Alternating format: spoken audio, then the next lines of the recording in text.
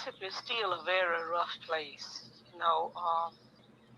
People is not just walking up like they used to do in the past, walking out, shooting a man down or getting maybe 200 or 300 people carrying you out and lynching you, but it's in a more settled way.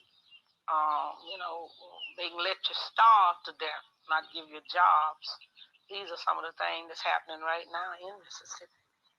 See, Mississippi is not actually Mississippi's problem. Mississippi is America's problem. Because if America wanted to do something about what has been going on in Mississippi, it could have stopped by now. It wouldn't have been in the past few years, between 40 and 50 churches bombed and burned. You see, and this lead me to say, all of the burning and bombing that was done to us and the houses, nobody never said too much about that, and nothing was done. But let something be burned, by a black man, and then, my God, you see, the flag is drenched with our blood. Because, you see, so many of our ancestors was killed because we have never accepted slavery. We had to live on it, but we've never wanted it. So we know that this flag is drenched with our blood. So what the young people are saying now, give us a chance to be young men, respected as a man, as we know this country was built on the black backs of black people across this country. And if we don't have it, you ain't gonna have it either, because we gonna tear it up. That's what they saying. And people ought to understand that. I don't see why they don't understand it. They know what they've done to us. All across this country, they know what they've done to us. This country is desperately sick, and man is on the...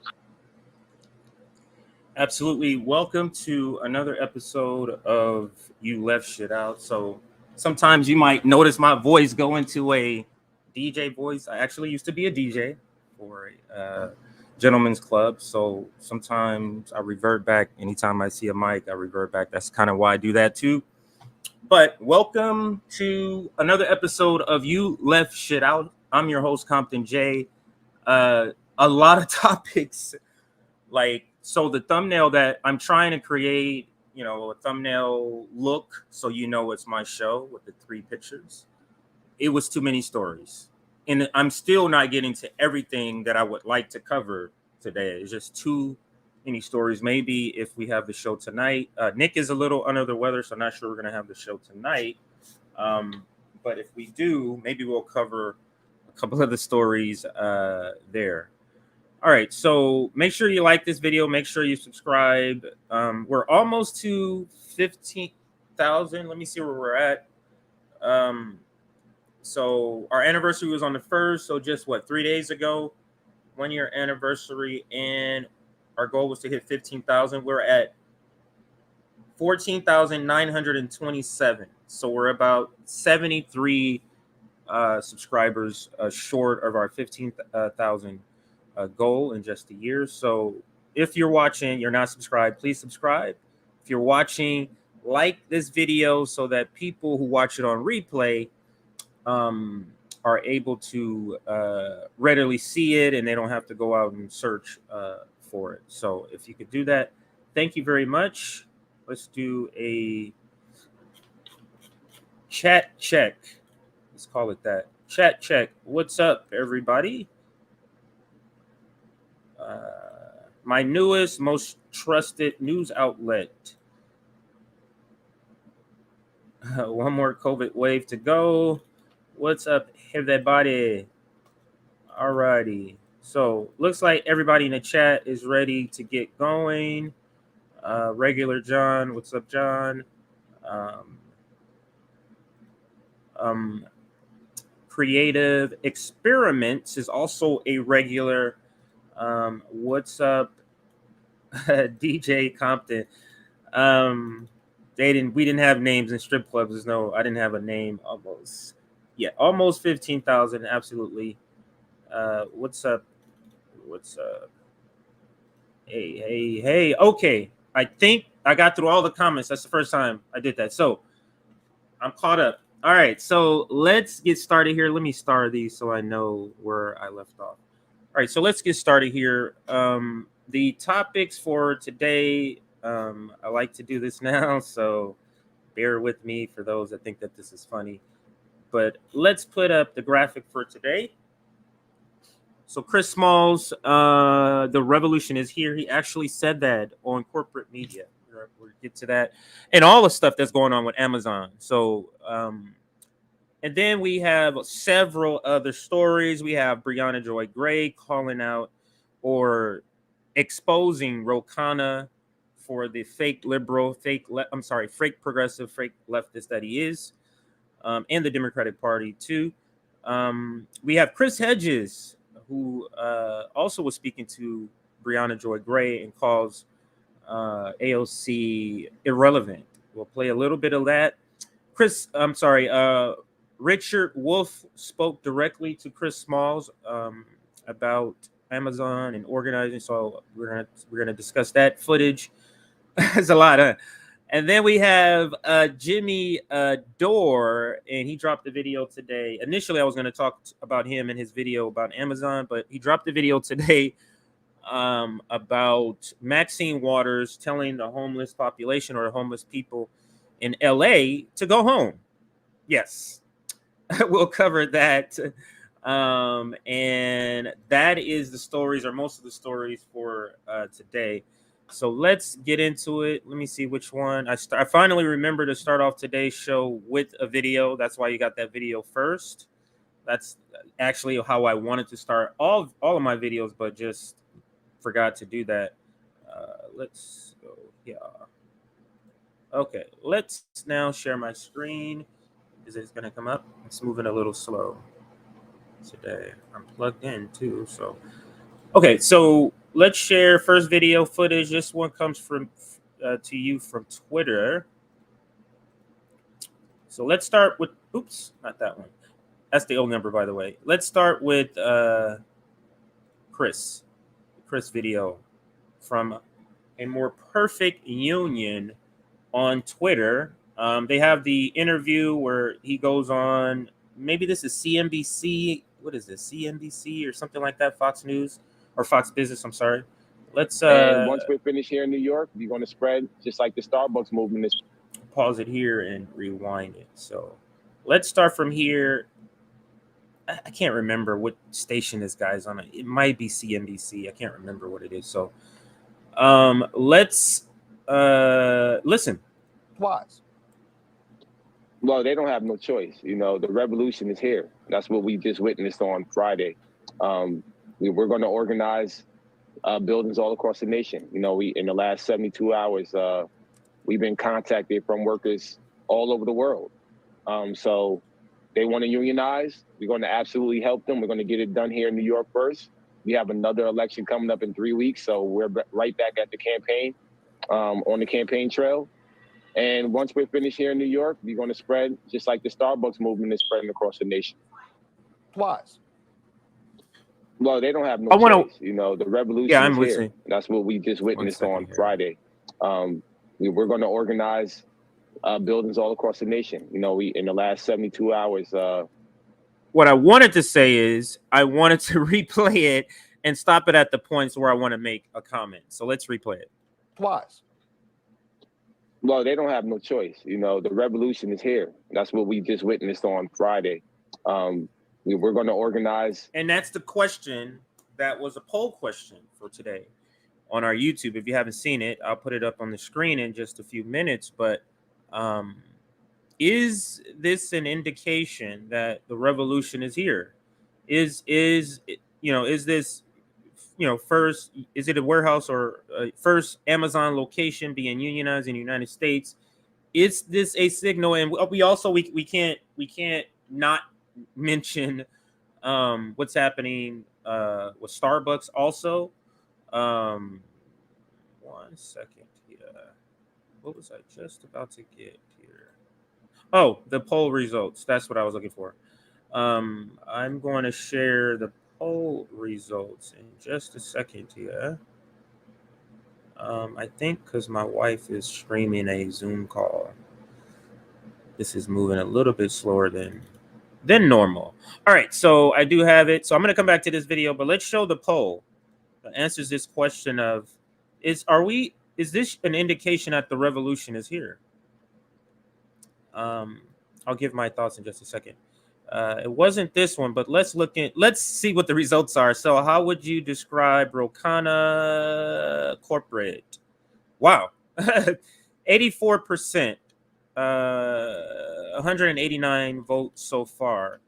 And then that's the Rokana story. I am looking for the poll. I guess it's the next one. All right, right here. Here we go. Is the fact that Amazon workers are unionizing a sign that the revolution is here? And we said it's a very close. It's 51% yes. That's essentially a tie. 51% yes, 49% no. There's 96 votes. A couple of comments. So let's delve into that. So, in my opinion, the reason it's split is because how people are taking the question. In my opinion. There's some people who, when we say revolution, they only understand revolution as a physical revolution. But before a physical revolution starts, there has to be a revolution of the mind, a revolution of understanding. And it's my opinion that's what's taking place now. The rise of left media, the rise of radical left media, which we will be classified under, calling out what used to be the radical left. Imagine that, like what used to be the radical left, the Cal Kalinskis, the Sam Cedars, the TYTs. Now we have a further left who's more radical, calling out those people. We're having summits. We're not the only one. We're not the only channel. We have a new left media infrastructure that actually talks to each other and organizes with each other and have each other on these shows and have overlapping, not just competing for views. So to me, there is the beginnings. The revolution is here. We're just in the education stage, the deprogramming of propaganda stage. So that's the reason why I believe that question is so split, is because it's the understanding of what you consider the beginning of a revolution. And I think we're in it. Or let's say this progresses, snowballs, and there's a revolution. When history is written, this is going to be looked at as the time that prepared the people for the revolution. And that's what I mean. When you're in it, it's hard to realize that, not until things have progressed and you realize how it snowballs. So yeah, I know I kind of went off on a tangent, but let's now go back to the video and see what other items that Chris mentions that I would like to quickly comment on here. So let's go back to Chris. And I love how he goes on all of these corporate networks. And when I'll show you, there's a bunch of videos and he's wearing his hat. He's not changing his look. He's not switching up because he's going on corporate media. Love that about Chris, but let's continue. Buildings all across the nation. You know, we in the last 72 hours, we've been contacted from workers all over the world. Imagine that. Workers all over the United States. And then there's a few Amazon locations in Southern California. Literally, one of them I could drive to in 15 minutes, another one maybe 30. There's literally a bunch of Amazon locations. I think it's, yeah, anyway, I wouldn't say the city. But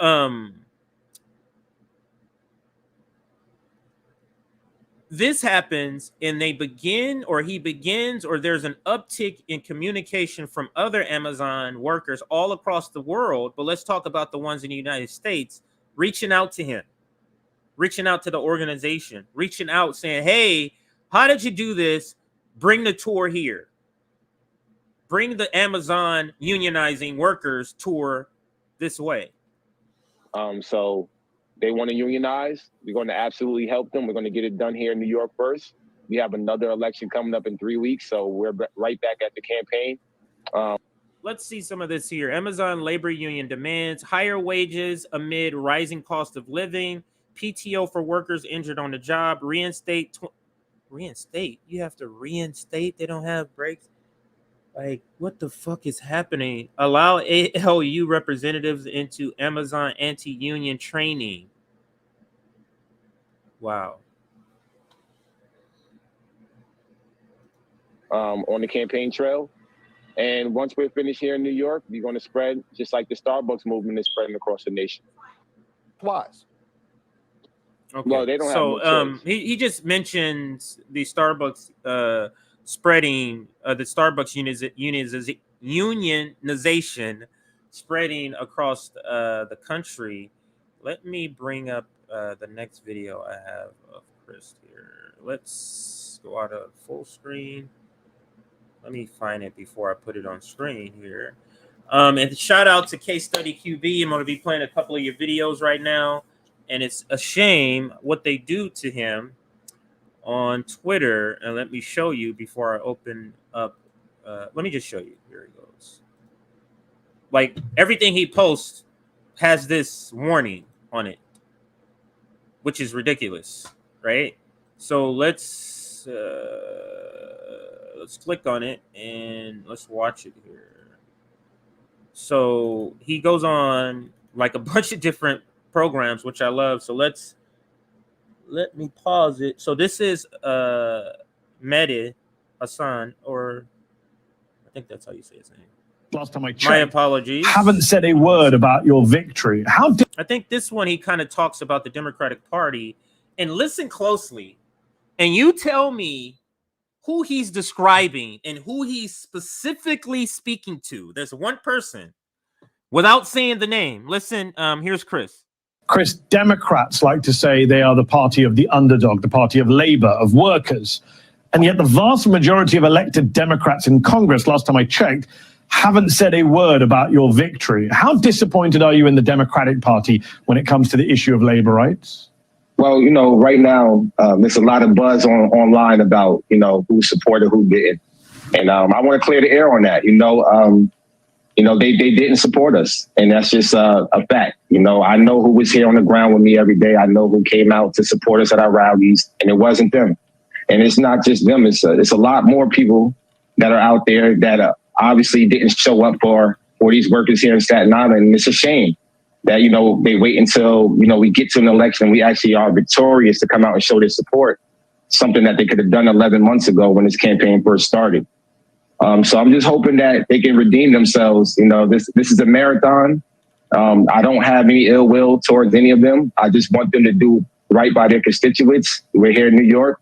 Doesn't matter what district you come from. Doesn't matter what district this building is in. These are all New Yorkers traveling from all boroughs. I know 8,300 of them. I know where they live.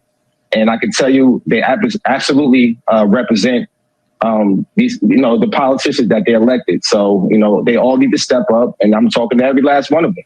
They all need to step up and make sure that they are taking care of these people. Absolutely. So who do you think he's talking to? He mentions districts. He mentions several keywords that was mentioned before. I think we all know. He's obviously speaking directly to AOC.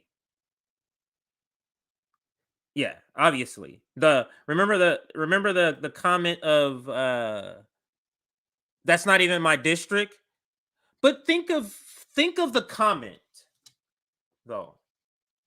Because maybe this angle has been covered, but think of it. I'm a leftist, I'm a progressive, but because those people are in my district, who gives a fuck? Because those people aren't, let me make clear, aren't in my district is AOC's position. Think about that. What leftist do you know that believes that these sort of people should get it, but not this? Or what leftist you would know that says, hey, if I can give my effort, these people who aren't in my district, I can give an effort and they can get a union, but I'm not going to do it. Just the whole concept. It's not a leftist concept. We have to get out of policies only being leftist. The approach, the strategy also makes you a leftist. It's not just policies. So, yeah, absolutely, it's AOC. He called everyone out too. He did call everyone out. So, tweets from stranded passengers are still the only ones acknowledging this is even happening, as far as I know. Don't brag, AOC, when you know you didn't do a thing. Exactly, the tweet that he's talking about. Right. Awesome. I don't think I've ever seen you, Yo Mama. At least if I have, it was a different picture, because that's a picture I would remember. What's up, Sasha? My daughter's middle name is Sasha. One of my daughters. My brother said when he used to work at Amazon, they would call Chris Small Chingy. Definitely loving the 2K aesthetics. Okay, I hear you. Chingy's an old school rapper. I guess that's the reference. But I love the name Chris Smalls because Chris Smalls is also the name of the rapper Chris Smalls, or Christopher Smalls, the rapper, Biggie. So yeah. Any other comments? I do have a super chat I will put up here. The revolution is now. It lives and it lives. That's sort of what I'm saying. The revolution is not going to be a voyeurism. It's not like you're going to be home watching, oh, it's happening. That's not what's going to happen. Now, that may be what's going to happen with the physical part. That physical, you're going to start seeing physically people protesting, people sitting out, so whatever the case may be, marches. And that's when people feel like the revolution has arrived, when the revolution was around way before that. So, for example, I don't have to give an example. You get it. Anyway, so let's keep going with a few more comments, and then we'll get to another video. Like I said, there's a couple of videos here. The Met Gala is in OC's district. Is it? AOC? Is the Met Gala there?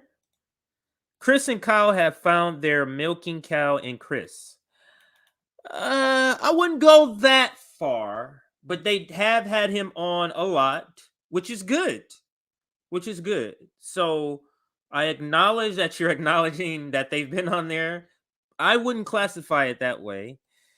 AOC was not in Nino Turner's district either. Right. What about Nina Turner? Was that your district?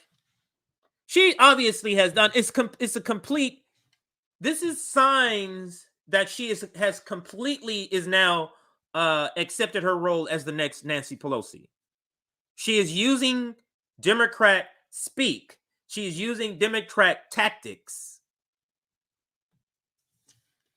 instead of addressing the issue, because the leftists would address the issue, because leftists are about policy as one of our main legs as being leftists. So yeah, people are being absolutely exposed.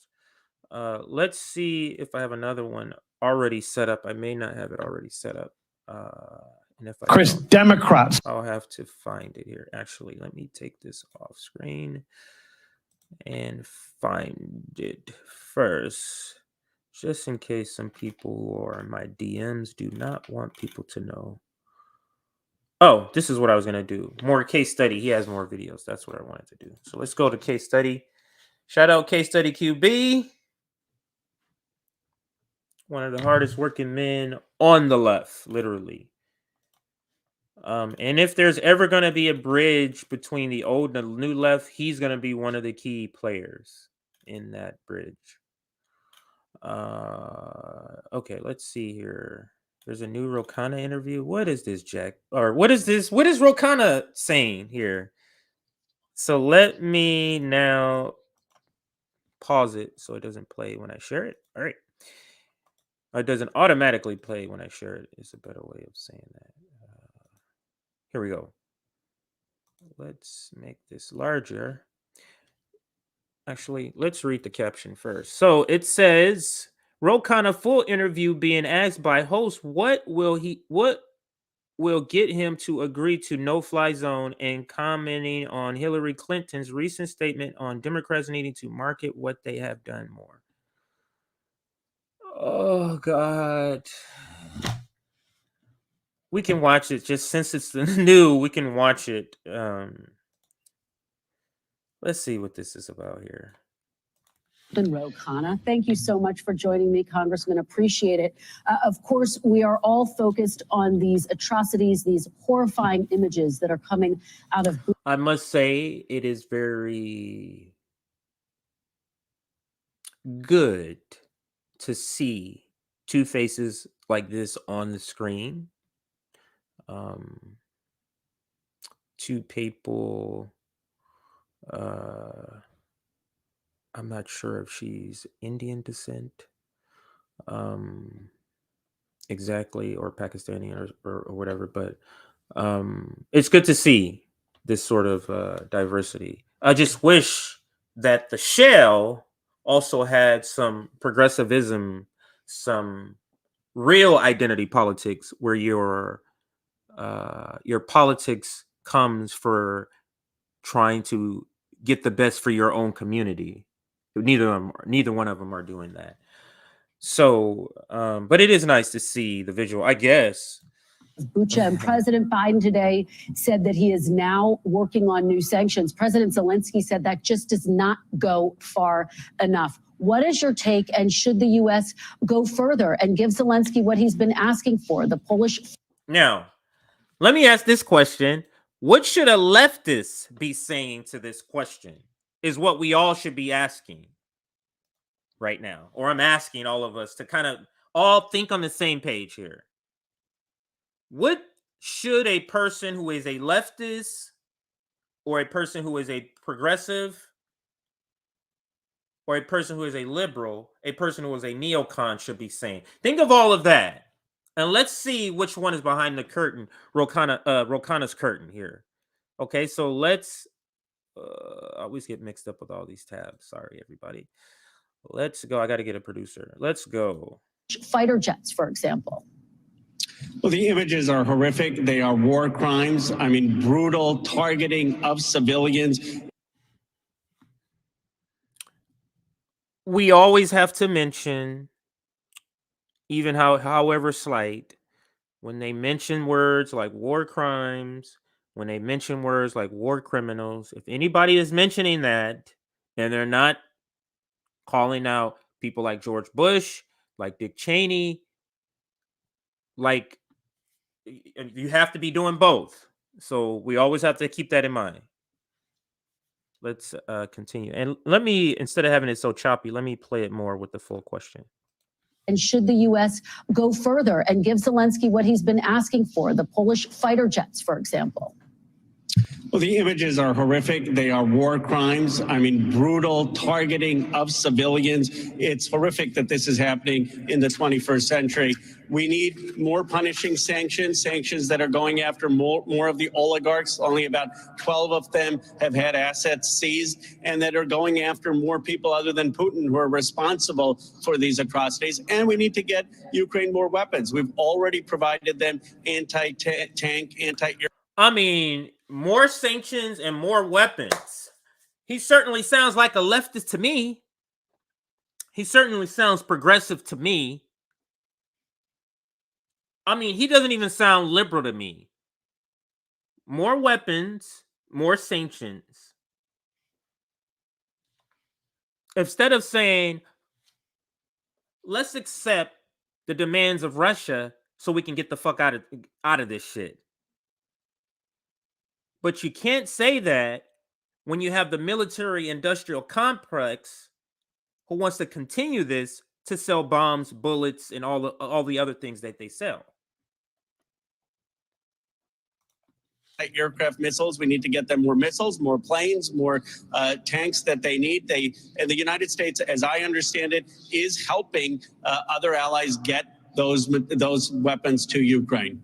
Congressman, even if he said, I'm not going to say even, it would be slightly better if he said, if it was up to me, we should completely de-escalate and accept the demands of Russia so that we can stop the horrific conditions, killings that's happening. But if we're not going to do that, then he goes into this. That's slightly better. President Zelensky says, though, all of those steps, including the military aid to date, just has not gone far enough. One of the other big things that we've heard Zelensky call for is a no-fly zone. You have been very clear that you're opposed to that, but is there any circumstance under which you would support a no-fly zone? I know last month you called it a euphemism for an air war against Russia, but is your view changing? Well, first, let's be clear what the United States has done. No country in the world has done more than the United States. It's our weapons that have allowed the Ukrainians to put up the heroic fight that they have. So I'm very proud. And yet, Congressman, it hasn't changed Putin's equation one bit. He has continued to move forward, and now these new atrocities that we have all seen. So has the U.S. done enough?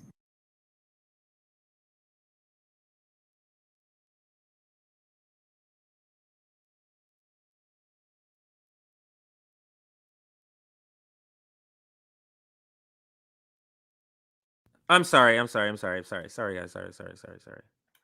Well, of course, we have so what I said, you only missed like 4 or 5 words. I said, what I said is we have a news person challenging a congressperson. Is she challenging him because we have a pandemic and we haven't been given emergency health care? No. What about challenging him that he hasn't put enough pressure on Joe Biden to cancel student debt during a pandemic? That's surely what she's doing, right? No, she's challenging him on whether or not we should be using more force, trying to box him in so that he can say, a leftist, a progressive on screen can say, turn this shit up, motherfucker. That's what she wants him to say.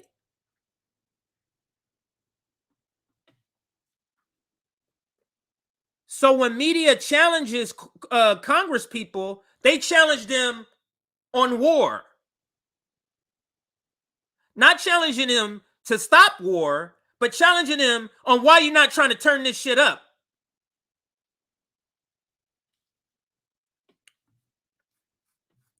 And this video wasn't even part of the show. This video wasn't even part of the show. I just saw it on Case Study QB's. But let me try to let it play a little more. We're not getting the whole 6 minutes, of course not.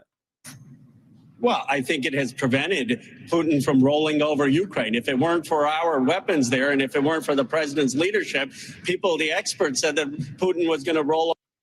If it wasn't for president's leadership, over the entire country in 2 weeks. Now, it's the Ukrainian heroism, but I think President Zelensky would be the first to acknowledge that this president has stood strong, that his weapons and his leadership in the world has made the difference.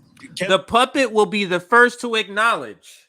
So you got, puppet Zelensky on your lap with your hand up his butt, controlling him. So, of course. We do more? Yes, we should get more weapons, but it would be irresponsible for us to get into a shooting war with Russia, and that's what a no-fly zone is. So I do not think that would be a prudent move, and I respect that the president is doing everything possible short of committing American troops, American airmen and women in a war with Russia. Congressman, you talked about sanctioning more oligarchs. There are other steps the U.S. can take when it comes to the SWIFT financial system. For example, there are other financial institutions that could be kicked out of SWIFT. There are secondary sanctions that could be done. What specifically do you want to see on a broader scale that goes beyond just sanctioning oligarchs that you think could potentially take a big bite? I do think we ought to look at getting more of the Russian economy off of the SWIFT system, that could be punishing. But we also need to call on Europe and Germany to stop buying the Russian oil. I mean, the reality is, as long as you have other countries providing a market for Russians, it's very difficult to bring Russia's economy to its knees. And so he just admitted, I'm glad he brought that up to their audience, because their audience is quite under the belief that all of this shit is actually going to bring Russia to its knees, and it's not. And he's pointing out that fact. So let's back it up just slightly so we can hear what he says, this last part here. On a broader scale that goes beyond just sanctioning oligarchs that you think could potentially take a big bite. I do think we ought to look at getting more of the Russian economy off of the SWIFT system, that could be punishing. But we also need to call on Europe and Germany to stop buying the Russian oil. I mean, the reality is, where are they going to buy it from then? What is the United States trying to do? We have to get on them to stop buying Russian oil. Europe and Germany. That's what we have to do. Let's if I have time, I'll come back to this clip, but I mean, there's another this is only halfway through the clip. So let's wait. Oh, here's another union video right here. So let's see here. I think this is still sharing. So this is part of the original story we're supposed to be talking about. So let's get back to that. So here's another video of Chris Smalls or the reaction. Let's listen. It could have enormous effects. Hang on a second. This video is about a little bit less than a minute. So let's listen here. Now, it's not Chris. They're talking about it on Bloomberg. It looks like right here, Bloomberg. So what is your outlook on just how this could ripple across the United States, across other Amazon warehouses, but at other companies where employees could look at this and say, maybe we should do this too? It could have enormous effects because Walmart and Amazon were the untouchable giants, and now they're not so untouchable. It's still an uphill climb for other Amazon distribution centers and other organizations, but the momentum is there, and we've seen the momentum continue through the nation. I mean, we have movement at Starbucks, at REI, at Condé Nast, Alphabet workers. So it's there. And I don't see that this movement is going to go away soon. So what is you hear you can hear a pin drop on these networks. Like they're literally like, it's that they're on camera and they can't talk the way they talk amongst other fellow ruling class people. So they just kind of go, yeah. It's a very weird situation.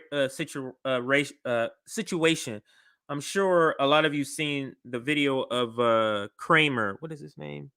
Something Kramer. One of the biggest business faces out there, or actually he is the biggest.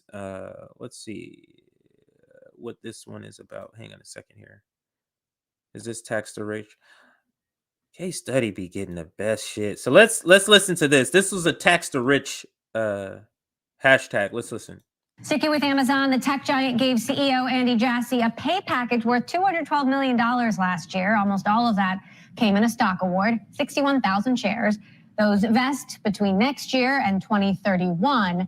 Jassy took over from Amazon founder Jeff Bezos back in July. So Amazon CEO, one person gets a pay package of $212 million, but you can't get $15 an hour.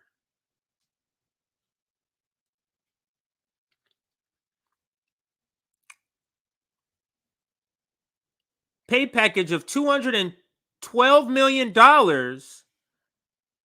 but their workers can't get $30 an hour. The workers can't get health care. Everybody, day one.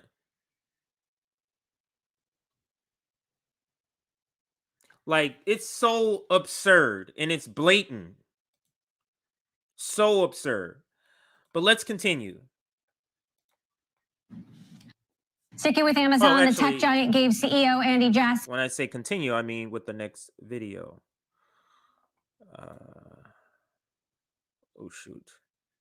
I am doing crazy things here. All right. Case study. Let's go back. Sorry, I hit the back button too many times here. Okay, so let's see if we can find another Chris. That was the pay package we just went through. Amazon. Okay. Here is discussing the roadblocks Amazon will throw up to wake up the first warehouse union. To shake up? Is that what that says? To wake up. Let's listen to that. That's an interesting caption there. Let's listen. And what kind of roadblocks do you think Amazon will throw up next, here and elsewhere? Boy, we probably can't even conceive of what they'll resort to. If you look back across the arc of Amazon history, they've shut down facilities. They've walked away from facilities that have even attempted to organize. I don't think in 2022, under Andy Jassy, Amazon can or will do that. Although, you know, frankly, a couple of years ago, they shut down, as you remember, Emily, the HQ2 project in Long Island City, because basically it had become about unions. And Mayor at the time, Bill de Blasio, said, New York City is a union town, Amazon, you're going to have to accept it. And the next day they closed shop. So, but, you know, Jassy's a little bit of a different CEO than Bezos. I don't think they'll do that. But the greed, they can pay this guy $212 million. But if you talk about setting up unions, if you say this is a union town, they close up shop the next day.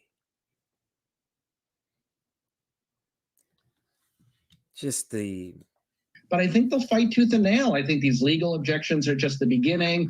I think bargaining tooth and nail for everything with Chris Smalls and his colleagues, we can certainly anticipate that. And maybe they don't reach a contract, and maybe there's a strike, and maybe Amazon resorts to, you know, replacement labor, and we have a big battle with the world watching. I really don't think they're going to allow Smalls and his union to kind of set an example, because they do view it as a little bit of an existential challenge for the company and the relationship they have with their million-plus workers. Yes, if we think this is over, it's not.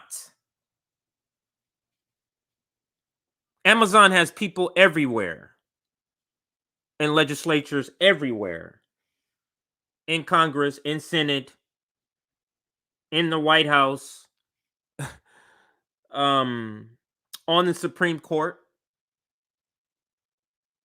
So if you think this is over, it's not by any means. Greedy people don't go, oh, the peasants won this one. Let's just go back home. Let's pack up. They're gonna go spread the gospel around town, campaigning, trying to get more, but we're just gonna pack up and go. We're not gonna call in favors from all of the people that we've paid off. We're not gonna do that. This might be a catalyst to turn things up, this revolution up. Because if they do something so ridiculous that people are like, what the hell? That could be a trigger point. We're going to move on from the Chris story. I think this is it.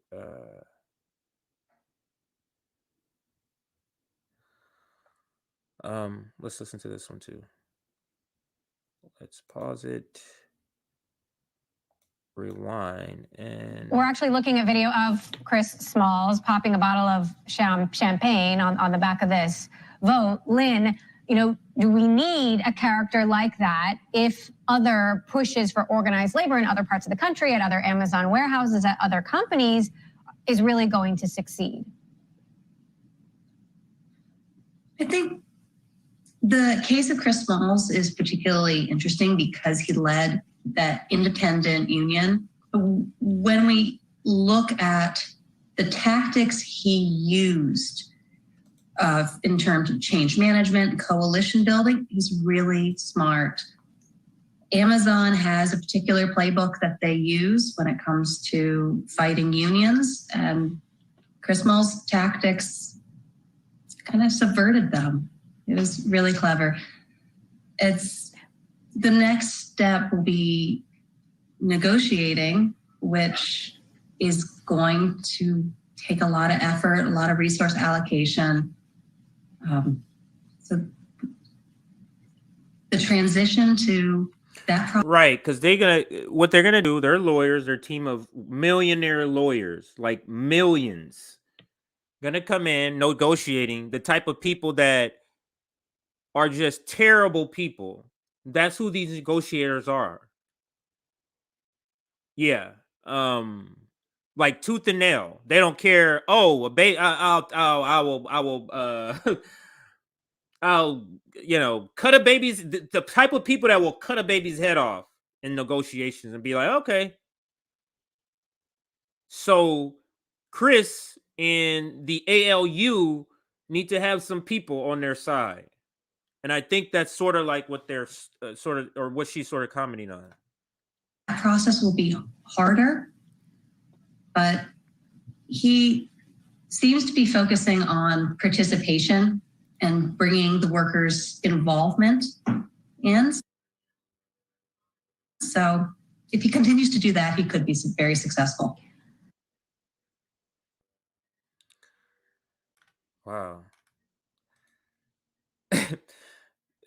Just the silence on the show and just the reaction. We're actually looking at video. Actually, of let me Chris. accidentally hit that. I think I'm going to let that be the last one here.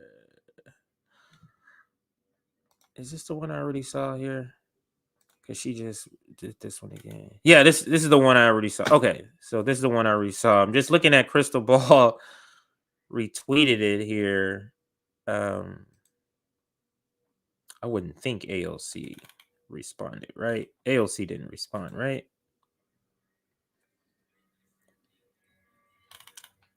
No. Okay.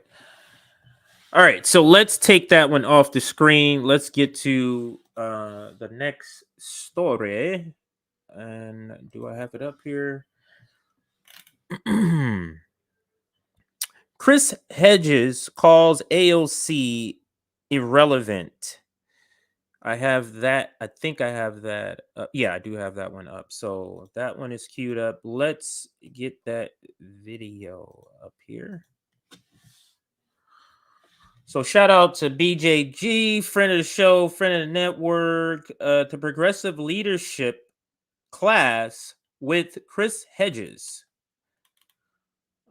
Let's pause it here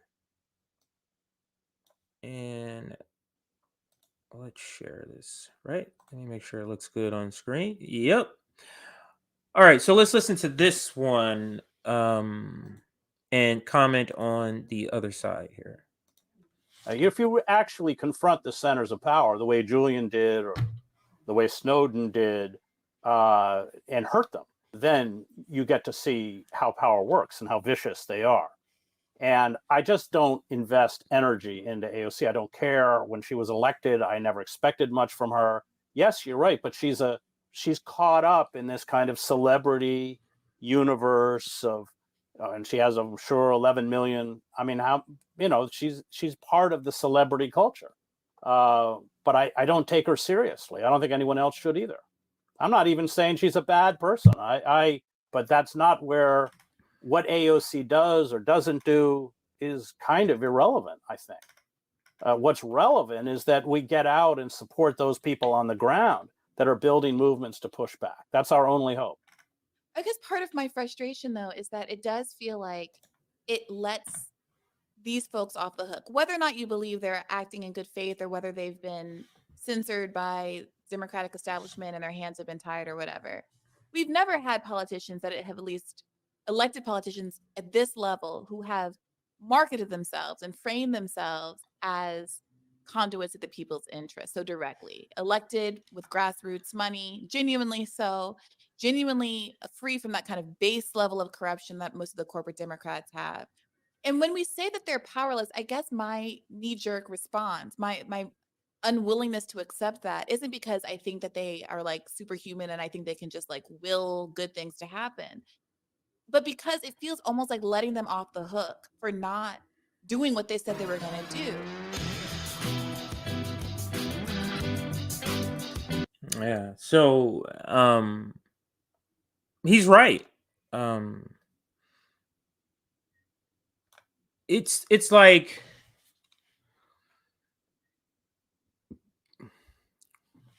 it's either two ways. If you're a person who thinks she has power, she's not using it.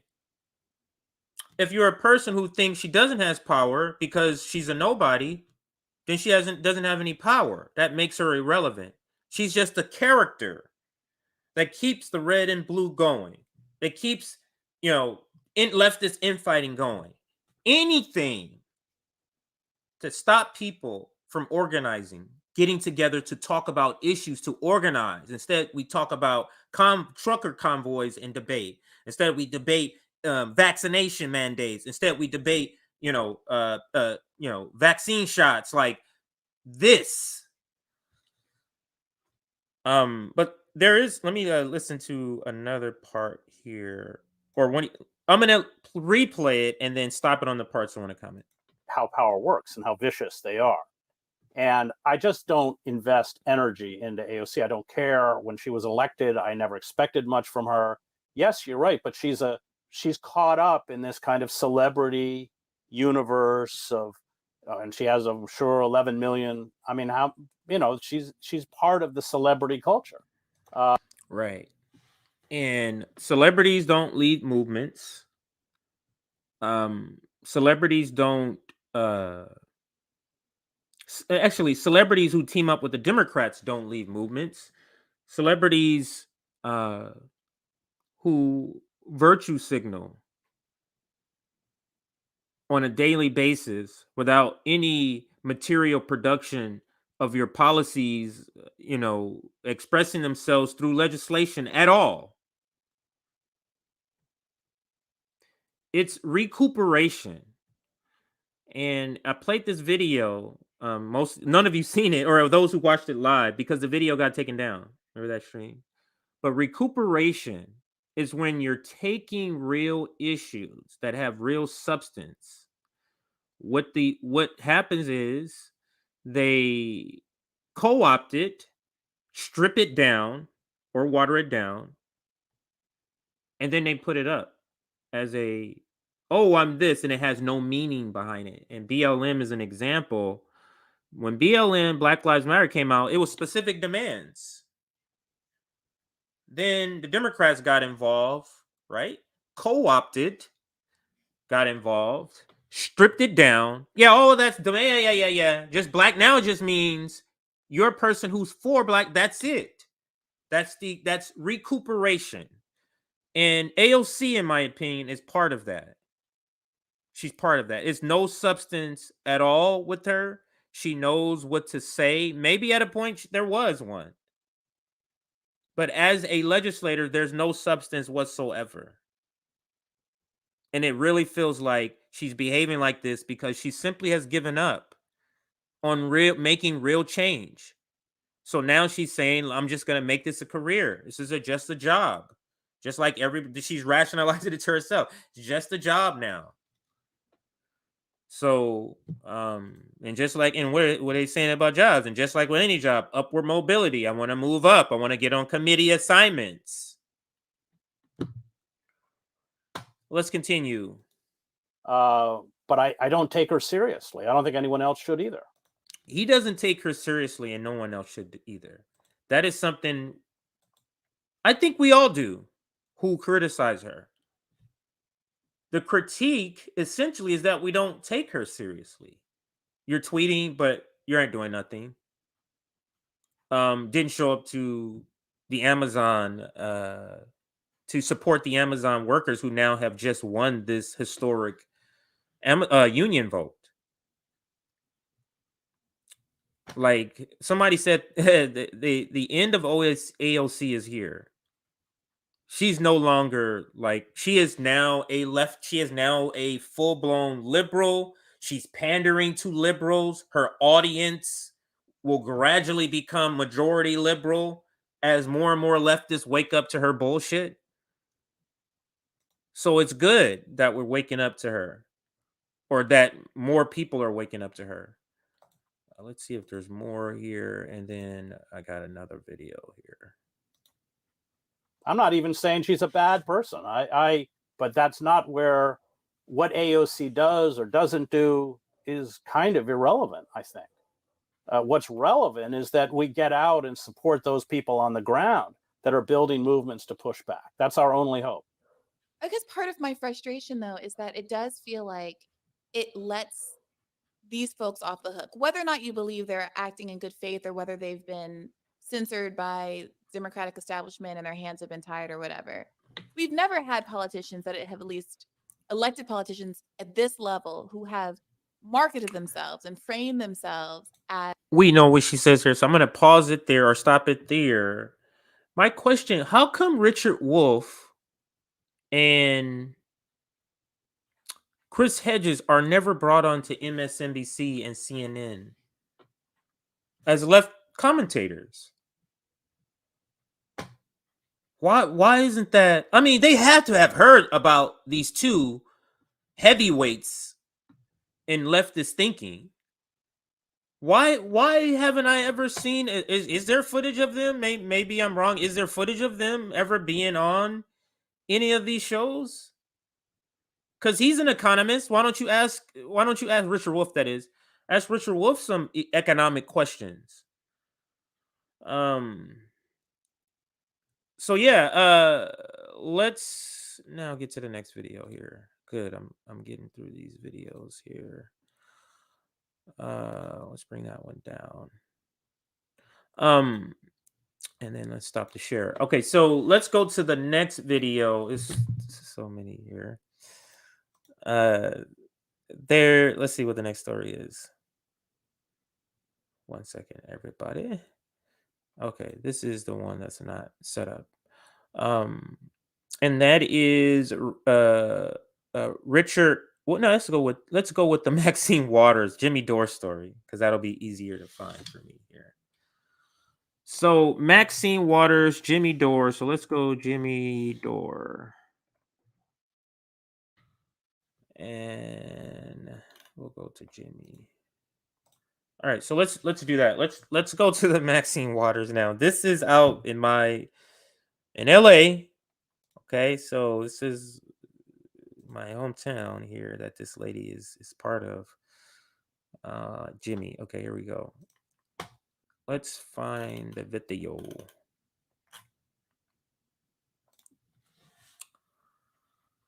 Okay, here we go. Go home. So, can't believe she did this. Maxine Waters. It's terrible. Been terrible for years. Years, if not decades. Years. So this is quite an interesting. Okay, so here goes Jimmy. So this is quite an interesting story. No, Maxine Waters. Now, you know the Democratic Party and the Republican Party serve the oligarchs and they don't serve the people. And that goes for all of them, right? That goes for the squad. That goes for Maxine Waters. It goes for Nancy Pelosi. They serve the oligarchy. They don't serve the people. And I'm going to show you this. This is probably the craziest thing you might ever have seen. I know that sounds like a big buildup, but it's certainly one of the dumber things I've ever seen someone say. Democratic Maxine Waters. So people had heard she was going to have like a meeting with constituents, and people had heard that they were people in desperate need of housing, heard that they were giving out vouchers for Section 8 housing. So a bunch of people showed up at this meeting. So Maxine Waters sparked outrage among crowded homeless, blah, blah, blah, blah, blah. So you want to hear what she tells them? So these people show up and they want to know, hey, how can we get some housing? We need housing. We don't have housing. Watch what she tells them. Wilshire. Did they move another location where they're taking action? Is there any more locations than this one? So they're asking her, are there any more locations where they're taking applications for Section 8 housing? Are there any more locations? Because they just told them, I guess, apparently there's no applications here. And watch what she says. Many people out here. 1 minute. I want. So Section 8 is the name of a government or a state-ran funded program that supplements or helps to pay rent or has like lowered rent controlled locations, but it's like very low, or it can be very low. And I know this because we were on the list. I was on the list for Section 8 for many years, and it's ridiculous. Like, you literally get on that. The people who's supposed to be on Section 8 are people who need housing immediately. And guess how long they wait on that? It's literally years. The people who need the homes the most get put on the waiting list that's years long. It is completely ridiculous. Listen to Maxine Waters. Many people out here. 1 minute. I want everybody to go home. And I want. She just said, I want everybody to go home. Do you know why the people are there? Because they don't have homes. And they're desperate. That's why they showed up. Do you think they're there because they got nothing else to do? Because they like your perfume? Because they want to come talk to you? Because they think you're interesting? Why do you think those people are there? She tells them, go home. If that is not let them eat cake. Hey, we're out of bread. We don't have any bread. Well, why don't you guys eat cake? Hey, we don't have any housing. Well, just go home for a while and cool down. We don't have a house. Go home. I'll play it again. Everybody to go home. And I want. We don't got no home. That's why we here. Miss McKinney. Wow. And now she starts laughing. She starts laughing at desperate people who are surrounding her. I don't have to describe. She's laughing because it's funny that, oh, you don't got a home. I'm going to go home to my plush place right now, but you don't have one. That's what she's laughing about. Or she's laughing knowing the fact that she's not going to do a motherfucking thing for none of these people. But she's going to ask for their vote.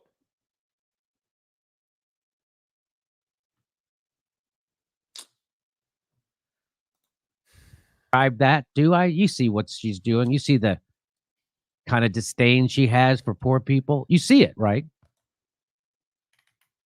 Can you imagine if Donald Trump told homeless people to go home, what that people would be saying? Can you imagine if I told homeless people to go home, what people would be saying? No one's going to say shit about this. And she's not going to be wild. Jimmy Kimmel is not going to mock her. Stephen Colbert is not going to mock her for this because she's on their team. They all don't like Trump. She's laughing. Waters, keep home, we gonna go too. Yeah. Just a moment. Just a moment. Nothing is going to happen here today. Nothing is going to happen. So she's telling. You homeless motherfuckers, nothing's happening for y'all today. Take your ass home. Maybe she's of the philosophy, home is where you are. Whether it's on the street, unhoused, that's your home. In between sweeps, by the way. Tell them, we're not doing anything for you today. Go get away. You don't have a home? Go somewhere else. Nothing is going to happen. We aren't doing shit for you. Just like we've never done anything for you. Just like we gave $5 trillion to the richest people in the world, and then we flattened you by doing a lockdown. And we wouldn't even give you a $2,000 check. We ain't doing anything for you. Anymore today. So what about all these names? What we gonna telephone numbers that's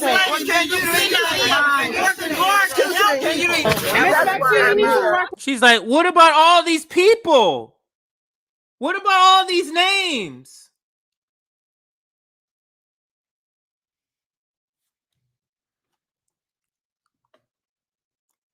But come November, you ain't black if you don't come vote for us.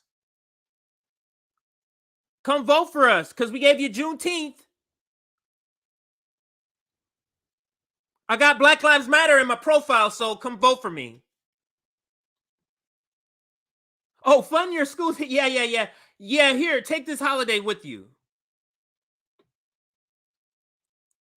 Housing for everybody. Oh, that's great. Healthcare for everybody. That's great. Go on over here. Go home. And then you go and vote for them. I don't understand this.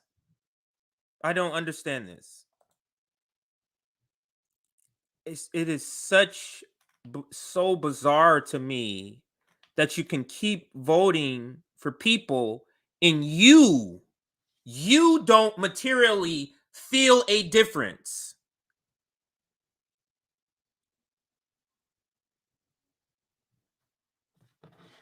Literally, it's been a neoliberal hellhole. You literally can put a cat as president and it's going to feel the same.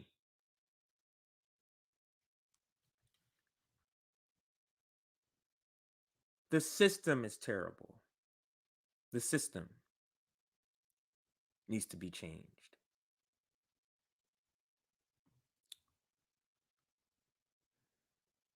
You can't reform this in the same way that you can't or couldn't reform a plantation. Can you reform a plantation and institute reforms to make slavery better? Is that possible? Do you know that's what they were trying to do? Do you know that was the conservative, the liberal position was just, let's just make some reforms.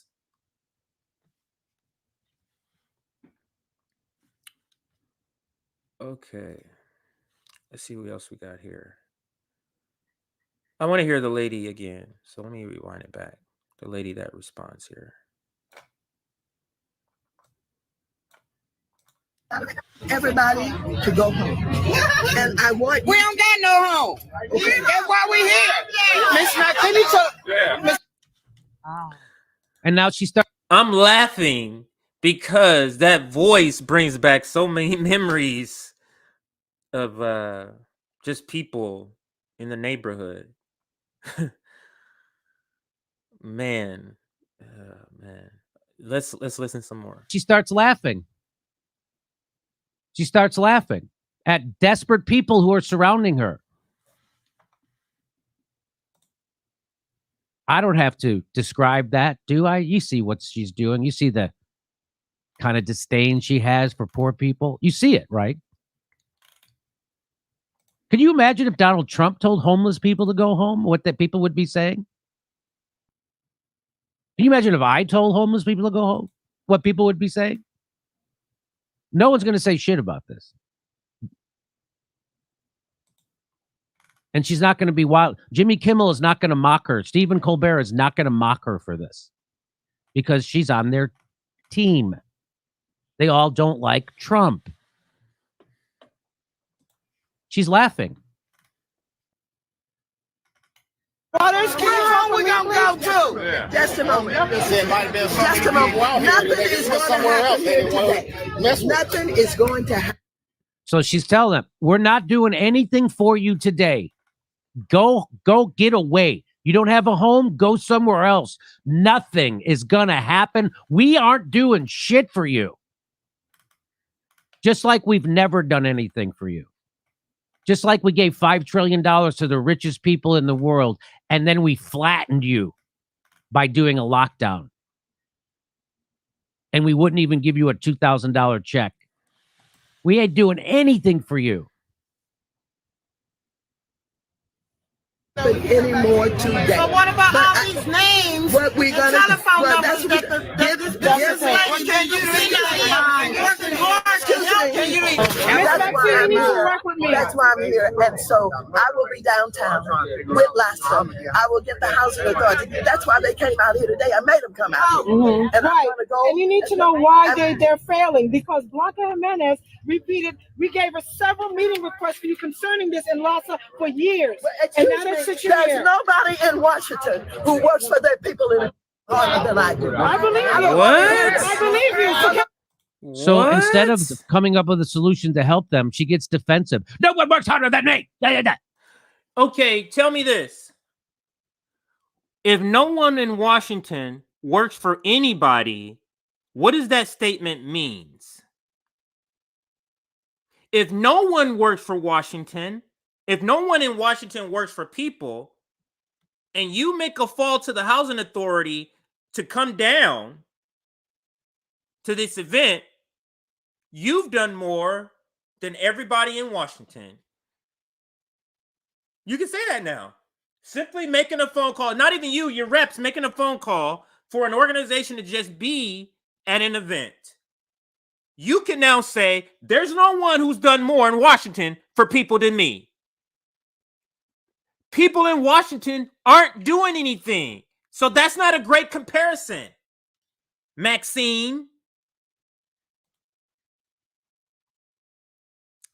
Terrible. Let's continue with Jimmy. So she's upset. She has a home. She has millions of dollars. But she's upset at the poor people who want her to actually do something. Do you see the kind of person Maxine Waters is? She's a regular politician who is completely self-involved and doesn't care about the people she claims to care about. She couldn't care less. No. Work with me. No. Work with me so we can house people. That's what I do every day. Work with me so we can house people. That's obviously an organizer or an activist saying, hey, can you work with me so I can house people? I'm still on that damn street. I still live on the damn streets. What do you mean you do? She's saying, I do every day. She said, I try to work with you. I try to help you every day. She goes, I'm still on the damn streets. What are you talking about? Yes. This is amazing. These people are completely they are living in a different parallel universe and expecting people like this to do anything for you. That is so ridiculous. Now, is it more ridiculous? Are they more ridiculous, or are you ridiculous for still supporting this shit? Is it wrong? Oh no, Joe Sana. Let me put this on mute here. They might start having a conversation in the chat, but I mean, just terrible. And then, oh, I'm doing this, and you'll list a bunch of things. They'll have a list, and then nothing on the list, you'll be thinking like, none of that shit affects me at all. But they always can tell you how it may not affect you, but it's helping. Who? Who are you talking about? Who have you helped? As long as you've been there, Maxine, your whole district should be living good. How are you there this long and your district is still this terrible? What does that say about your job performance? if Congress was a employer and it was your job to produce results, what would your 1 year review look like? Would you be getting a raise, Maxine Waters? What have you delivered? Stop voting for these people. Stop donating to these people. You have to stop voting in order for any change to happen. Stop voting for them. I'm sorry, not stop voting, but stop voting for either of the teams, red or blue. You have to stop voting for them. Stop donating. Stop engaging. They're literally not doing anything for you, taking your money and getting rich off their office.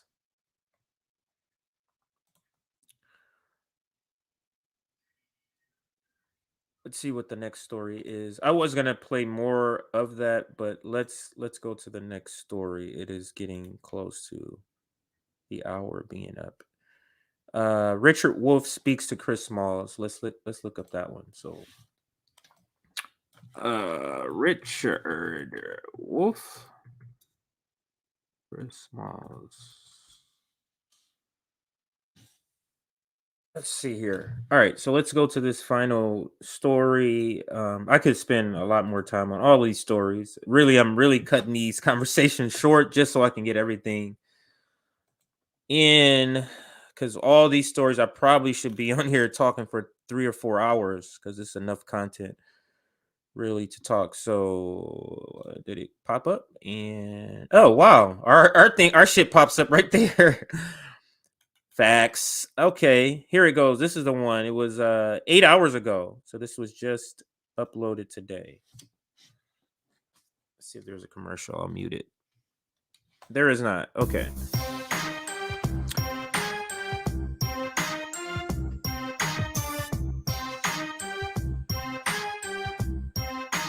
So I'm going to fast forward to, because the first part of it is not Chris Smalls. And then he brings them on here. Oh, I actually have some timestamps. So let me use that since I took the time to do this. So let's see. So for Chris video, oh, I forgot. I still have the Briahna Joy Grave. Yeah, I got to get to these stories. I forgot. I still have that story. Like I said, there's a lot of stories today. Let's go to 2721. Let's start backwards. So 2721. We'll start backwards here. All right. This is Richard Wolff speaking to Chris Smalls. This is the last clip, and I'm going to go backwards. So I'm starting from the back. Are you getting any help from the the politicians? Are you, if you are, is it sufficient? What's the relationship between this effort, which affects so many people, and the political parties that run this country? Well, I mean, unfortunately, it's not enough support that we have. As of recently, we started to have a couple politicians show up to our rallies and events. You know, that was pretty much after we already filed for our petition. And as far as the public support, we don't have as much as we should. You know, this should be one of the most talked about campaigns in the entire country right now. But unfortunately, we're not. And that doesn't, it doesn't add up when you're talking about politicians that's on the left, that stand in the labor movement, that stand up for workers' rights. There's a lot of progressives that claim that they stand on the solidarity with these workers, but I haven't yet had their support yet publicly, to the point where, you know, Amazon workers can realize that they do have this type of support. So they need to step up. That's guaranteed that they need to step up and also help out and support in any way they could with their platforms. So no one helped. And he's been on, I mean, shout out to Chris Smalls. He's been on a tour. I've seen at least clips where he's been at least on 6 or 7 different shows. Recently, I saw in the last day. But he's saying none of them helped. No one. So no one can be claiming help or victory with this. Zero. You know the squad? The people who are for unions, the Democratic Party, zero. Nothing. And you don't have to shout them out to claim credit. You can shout them out like AOC don't have to claim credit. You can say, hey, sorry I wasn't there, but glad you still was able to do it. I'll be at the next one. Say that, AOC. All right, let's go to 21-20. Oh, that's so weird. One was 27-21 and the other one is 21-27. All right. Let's go 21-27 here. Let's go back a little bit further. Next clip here where they kind of talk about Great Resignation.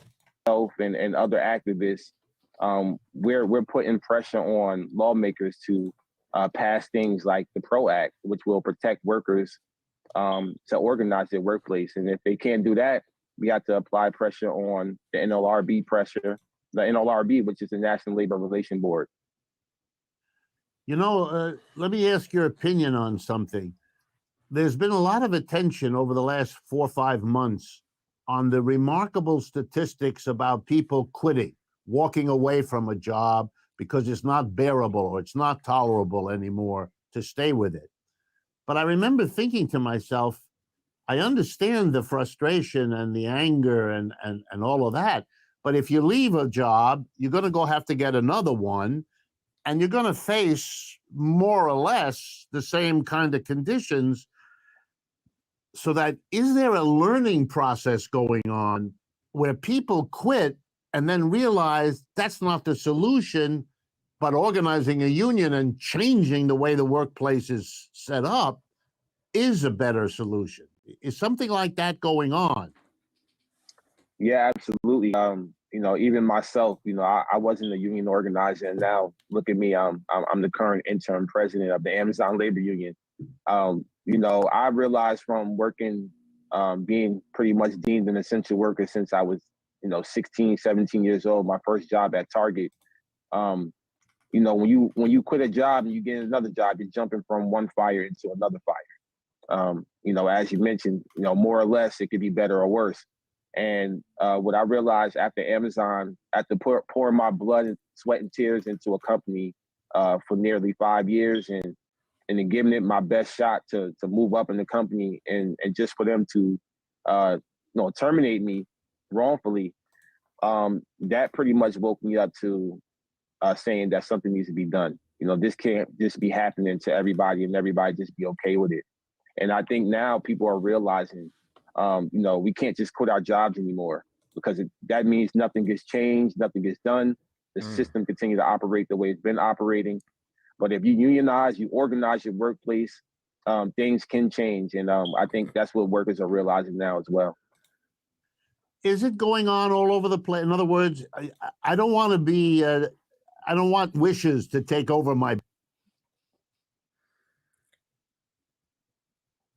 And now let's go to the part or the clip where he's talking about how Amazon, what they did to work hard to stop this union organization. Actually, is that the next one? Actually, no, it's not. Despite Amazon, unions are growing within Amazon. So 17-15. All right, let's go to that one. Clip 17-15. Here we go. And yet, Chris, I understand this, but you know, as a person who looks at the media every day as part of my life, I do get the impression, and I'd like your judgment here, that despite this kind of effort on Amazon, it's spreading. That is, the desire to form unions at Amazon locations, and of course beyond that, but particularly in your case with Amazon, seems to be growing despite their efforts. Is that correct? Am I reading that right? I believe so. I believe ever since the pandemic started, you know, workers been deemed essential workers. And I think we're realizing our value is a lot greater since these companies and these different industries accumulated so much wealth throughout the course of the pandemic, especially Amazon. You know, Jeff Bezos made over $88 billion off of our backs. And I think now workers are now realizing we're worth a lot more. We need to be paid a lot more and treated a lot better. And You've seen the uprising of unions with Starbucks. You've seen all the strikes that have been happening across the country. I think the labor movement has a microscope on it right now, and I'm hoping that this union drive in New York will also be a catalyst for a revolution where unions will start to be back on the uprising in this country. Ever since the 1930s, we're talking about unions diminishing to less than 10%. I would love to see that. I mean, this is a first step to what we really want, which is to take over the means of production. But this is just the first step, not the final step, in my opinion. There is a final clip, 16. So let's go here. Labor union, and we want to try our efforts here in Staten Island. All right. Give me a sense. I mean, you already have answered this, but I need to ask you to expand a little bit. How hard is Amazon working to try to block or prevent or undermine what you're trying to do? Yeah, for context, the campaign in Alabama, Invest in Alabama, they spent, it's been reported they spent $25 million last year to stop that union campaign. And they were successful. That campaign results came in the company's favor. And they're doing the same thing here in New York. We're trying to unionize 4 facilities. So they spent the same amount of money or more. We're estimating at least $50, $60 million they spent on stopping us in the last 11 months. They're flying these union busters in from all over the country, even all over the world, some even from the UK. They're paying them anywhere between $3,000 to $10,000 a day. They're holding captive audiences every single day, putting workers in classrooms, trying to pretty much create doubt on joining the union. And they've been doing this for the last 11 months since we started back in April of 2021. And they still lost. That's a shift in understanding. Just like the vote in Alabama, the one that when they missed, they got slaughtered in the vote. This one, it's razor thin. The next one, they'll win if they don't win this one. So it's a shift in understanding. This is what I'm saying. This is part of the revolution. People who are propagandized, who are beaten down, who still are believing in the system, are not going to go run out and start marching. They first have to be deprogrammed and have real information replaced. Have real information replace the old propaganda. All of this needs to take place first. Radicalization, I guess you can call it. Radicalizing people. That has to take place first. More people, I should say. And it's happening. Just look at me. 2 years ago, I wasn't doing this. I wasn't thinking about doing this. I wasn't having this way of thinking. So it's happening. Everybody, almost everybody in RBN, maybe not Josana. She's been on this. She's been on it for a while. She's from Brazil. So let's switch gears here again. I'm trying to fit all these stories in. I'm sorry I'm not covering them as long as normally I would, but there is a lot. So let's go Bad Faith Podcast. This is the last story. I'm trying to keep this at 2 hours. And that is the reason I'm trying to keep moving here. So with Briahna, let's go to 354. Now, should I see some of this? Some of this, no, this is Max's thing here. Is this his Max? This the right one? This may not be the right one. Let me go. It was one. Who was watching it?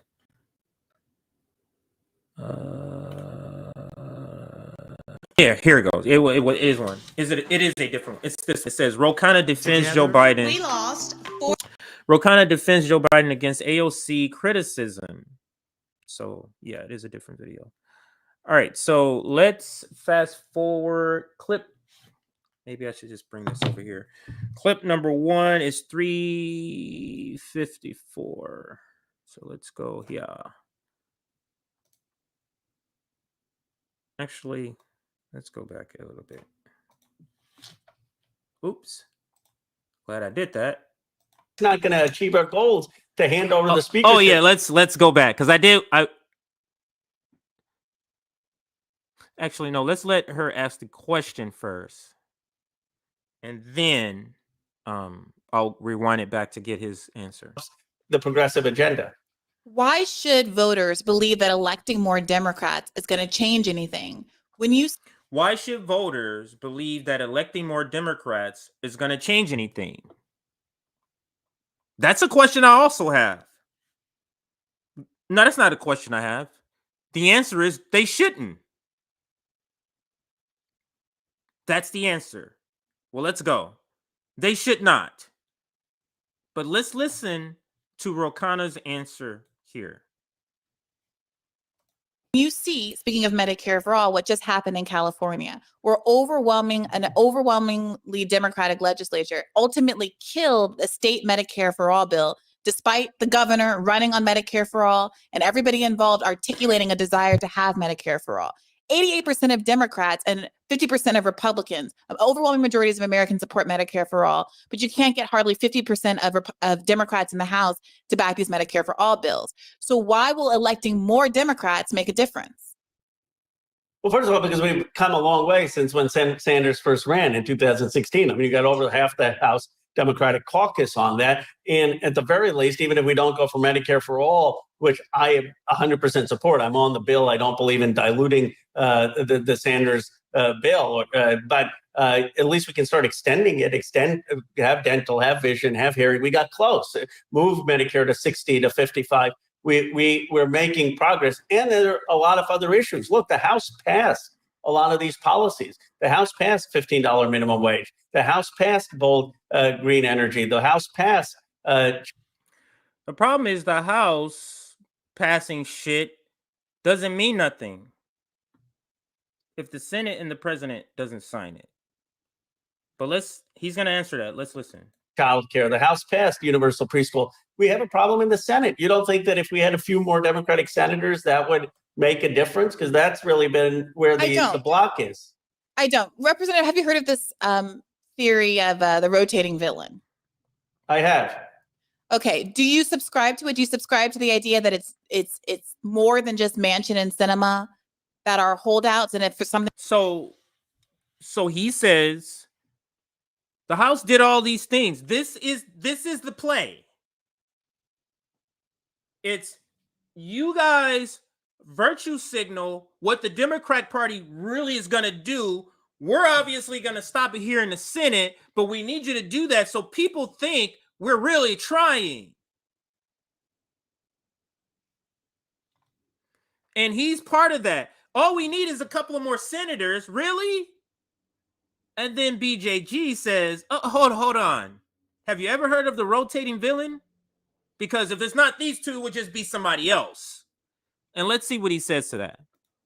For some reason, Manchin and Sinema were to vote along with the rest of the Democrats, suddenly there wouldn't be another flank of objectors that kept things from being passed? I think in some cases that's true. I carried interest, for example, the fact that you've even had Trump and Biden, everyone campaigns against it. We still have this carried interest exception. I'm sure there are cases like that where the lobbyists get to the person on some committee and prevent it from happening. But in a large part of the agenda, I don't think that is the case. And I don't think we ought to think it that way, because progressives I believe we're on the 10-yard line. I believe we've mobilized and won so many of the intellectual debates. What I would hate to see is people get disengaged and give up, and then to see people like Kevin McCarthy or Donald Trump come into power because this thing here. This is the part. He mentions it before. I was going to rewind it, but he re-mentions it here, so I guess I don't have to rewind it. This point. And I don't think we ought to think it that way, because progressives I believe we're on the 10-yard line. I believe we've mobilized and won. So he believes we're on the 10-yard line. And prevent it from happening. But in a large part of the agenda, I don't think that that is the case. And I don't think we ought to think it that way, because progressives are, I believe we're on the 10-yard line. I believe we've mobilized. Wait a minute. I'm waiting to hear the comment he made. Okay. Do you subscribe to it? Do you subscribe to the idea that it's more than just Manchin and Sinema that are holdouts? And if for some reason Manchin and Sinema were to vote along with the rest of the Democrats, suddenly there wouldn't be another flank of objectors that kept things from being passed? I think in some cases that's true. I carried interest, for example, the fact that you've even had Trump and Biden, everyone campaigns against it. We still have this carried interest exception. I'm sure there are cases like that where the lobbyists get to the person on some committee and prevent it from happening. But in a large part of the agenda, I don't think that is the case. And I don't think we ought to think it that way, because progressives are, I believe we're on the 10-yard line. I believe we've mobilized and won so many of the intellectual debates. What I would hate to see is people get disengaged and give up, and then to see people like Kevin McCarthy or Donald Trump come into power because voters just want change, and for us to lose all of the progressive agenda that we're working for working families and for more justice in this country. I think our only choice is to continue to organize, continue to mobilize. I don't mind people criticizing me and saying, "Oh, I compromised too much," or should have. Yeah, shut up. Let's go back to right before her question. The House passed bold green energy. The House passed child care. The House passed universal preschool. Hang on a second. 354. It was before 354. So listen to what he says. It's related to it. That's why I'm rewinding it back. That we would be hurting the party and not be unified heading past the child tax credit that did help a lot of working families. The infrastructure bill, I still believe overall is a good thing, even though we haven't had the other part of it yet. So my view is that we ought to be talking about the things we have done. We ought to also be clear about what we want to do. And the only way we're going to get to do what we want to do is to elect more Democrats. I mean, the idea that we need more AOCs, Jamal Bowman's, Pramila Jayapal's. We need more of them. More AOCs so they cannot show up to Amazon union protests, marches, events. That's what we need. We need more progressives like you, Khanna, who's warmongering. That's what we need. We need more progressives so they can vote present.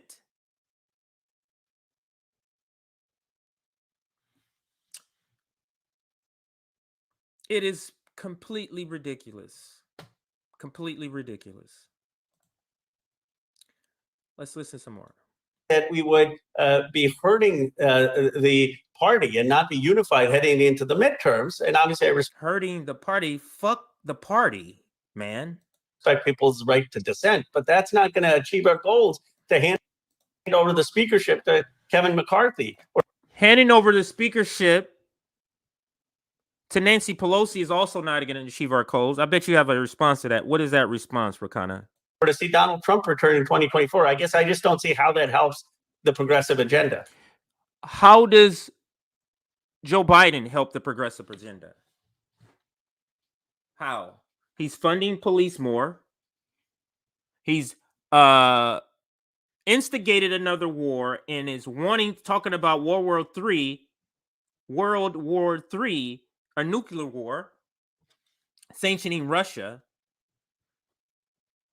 She asked him, though. I'm gonna get to that super chat.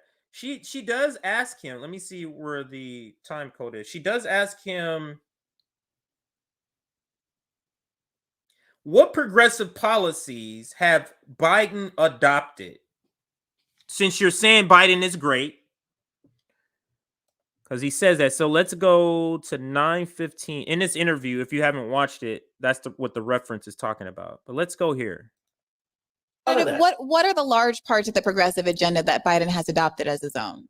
Universal child care, universal preschool, $500 billion of climate. That's not as much as I know progressives want. It'd be the biggest investment in the 500 billion in climate. That's one. That's bullshit. But let's just go with that number. 500 billion in climate. 500 billion. That's a lot of money. There's something like 19 trillion needed.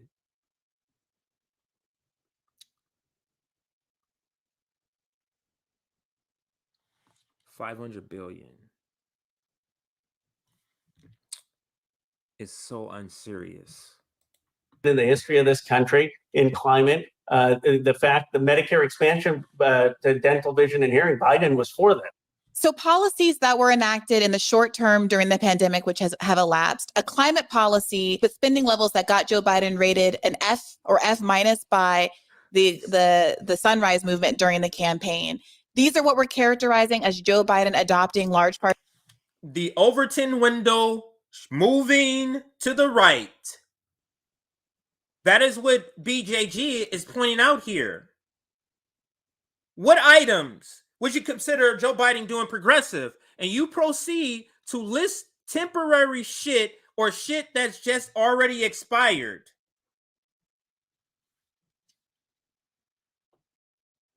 This is why people like Wolff and Hassan Piker can call themselves socialists. Because you can just call yourself that and define it any kind of way you want. We all know Khanna is not a progressive. We all know Khanna is not a leftist. Khanna is a liberal, espousing, masquerading as a progressive or a leftist. He is not that. Parts of the progressive agenda. Well, so let me rewind that. And he doesn't directly even respond. So policies that were enacted in the short term during the pandemic, which have elapsed, a climate policy with spending levels that got Joe Biden rated an F or F minus by the Sunrise Movement during the campaign. These are what we're characterizing as Joe Biden adopting large parts of the progressive agenda. Well, universal child care would be permanent, and this is him off his rocker. This is his reaction. I don't mean off his rocker like going crazy, but off his game. Same reaction with Max Blumenthal. Asked him a question, and he just started babbling about freedom incoherently. Here too, you can clearly tell when he is giving a prepared, rehearsed, a response that he said it has a line already he's used. You can tell then a question that he's not expecting. Then he starts fumbling over his words. Fidgeting. And rated an F or F minus by the Sunrise Movement during the campaign. These are what we're characterizing as Joe Biden adopting large parts of the progressive agenda. Well, universal child care would be permanent, and as would every. Yeah, you stuttering, bro. You stuttering, bro. Get that on the shirt. You're stuttering, bro. You're stuttering, bro. Something's not adding up. Yes, like something's not adding up. Something's not adding up here. Khanna, man, it's terrible. I think. Let me see if there's another clip. I keep putting my phone over here. I need to leave it here. Yeah, we did the rotating villain already, and I was supposed to read this earlier. Let me see if it's still. Oh, I can still say this. This is supposed to be the beginning of the episode. With Amazon, Chris Smalls, the petrodollar collapsing. I'm sorry. With Amazon, Chris Smalls organizing, the petrodollar collapsing, exposing Democrats as fraud, fascist censorship, the advocacy for War III, and nuclear war, the things that's happening in Yemen, what's happening in Palestine. I can go on and on. The pandemic, the Great Resignation, all of this is happening all at once, makes it right for the time for revolution. Like all of these things mixed together in the same 2-year time span, 3-year time span, 10-year time span, if including the petrodollar, because the fall of that has been on its way for a while. But and also, you can take this back to the 40s if we're talking about Palestine, but you get what I'm saying. All of these things sort of coming to a head, happening at the same time. And we are not going to take advantage because the revolution is bubbling. It is bubbling right below the surface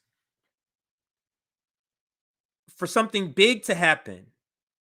This Amazon thing could be big for workers, at least to wake them up to the point to where they can start listening to a message that goes beyond work, that's talking about climate change, because we need the ear. So whatever opens their ear up, and this could absolutely be it. Now I was gonna sign off here, but I just have to I have to play Jimmy when he also talks about Chris Smalls and some of the, I think this is the video. I'll click on it. I think this is the video that I'm looking for. This is the just quickly get a couple of comments off of this, because I think this is the video where I saw more of it. So many videos. Okay, so no, these are all tweets. So I guess I can't do it. So we just have to listen to all of it. Let's see. Actually interesting things is that AOC, who completely ghosted that union, let's start over. Here's where this story, I think, this Amazon won their union in Staten Island, the first union of all of the United States for Amazon. They won. Christian Smalls got it done. But the interesting thing about the story, or one of the tangentially interesting things, is that AOC, who completely ghosted that union, she was supposed to show up at their strike. She didn't. She turned their back on them, but she did go to a Met Gala with the richest people in the world. And so she tweeted this out like she's with them when she wasn't. So this is her. If we got Medicare for all, she would be tweeting out my tweet going, "We got Medicare for all." She'd be like, "Yeah," even though she did everything to kill it. She bust out Rosie the Riveter for that one. Yeah. So guess who called her out on this? One of her previous defenders, Crystal Ball, who interviewed Christian Smalls recently, said, "Here's the guy who organized the union drive talking about how you left them high and dry. These are your constituents, and you couldn't be bothered to show up until they're on the cusp of victory." These are your constituents. So keep that in mind for those who are just seeing this tweet. Keep that in mind when we get to AOC's response to this. So that's Crystal Ball, who usually is very nice. I was gonna say to the nice squad, and her always tempered and measuring her criticisms. And when we did Force to Vote, her and Kyle, as far as I could tell, completely left them off the hook. Kyle went on his apology tour for AOC, and even though he's known that who she really is, he saw during Force to Vote, and they were also very tepid in their criticism of the squad during that time, even though they supported Force to Vote. So there she is. She calls her out, and AOC responds. So no, AOC will never respond to Christian Smalls or me. She'll never respond to the actual organizer. Right. AOC, she's losing the people that were nice. But she will respond to. Let me go back so we can see this tweet. The warehouse isn't in my district.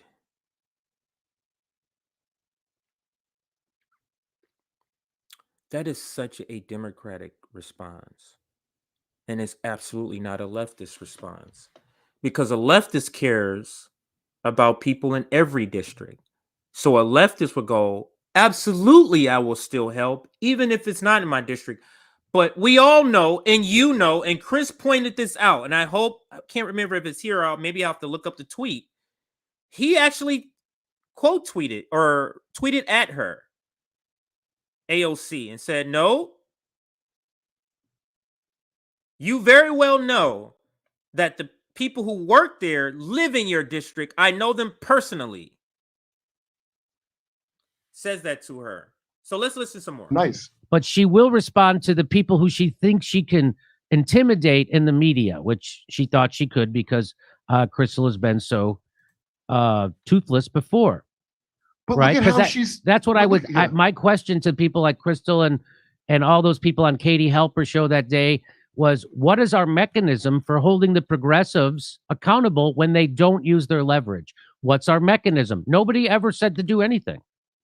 Oh, I thought it was to stay in the Democratic Party. They just keep voting, vote harder, Democrat. I asked Kyle Kalinske, what are you going to do now? And he said, nothing. We're not going to do anything. Well, he said nothing. We're not going to do anything. I'm amazed. I mean, I'm not amazed by this. I'm like, you're not going to tell people to stop voting for them, Kyle? You're not going to tell people to stop donating to them? No, he didn't. He's not going to do that. In fact, he's going to tell people they're not corrupt. Go ahead, Kurt. I mean, he has a vagina haircut. Anyway, Alex, that tweet to Crystal Ball, because I watched, I saw this, I think, on Breaking Points. Alexandria, her excuse to not show up was all her appearances are being canceled for the month because of security concerns. Okay, here's what, yeah. And then, so that's why I saw, so I think that was the bridge too far where, like, even somebody who's like trying to maintain a cool with them is like, and so what's amazing is you think AOC would be like, oh, this is a friendly person to me. Crystal Ball saying, hey, you didn't even show up for your constituents. So she says, the warehouse isn't in my district.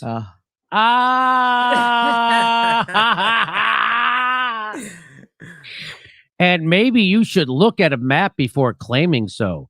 One scheduling conflict aside, we have requested oversight investigations into Amazon.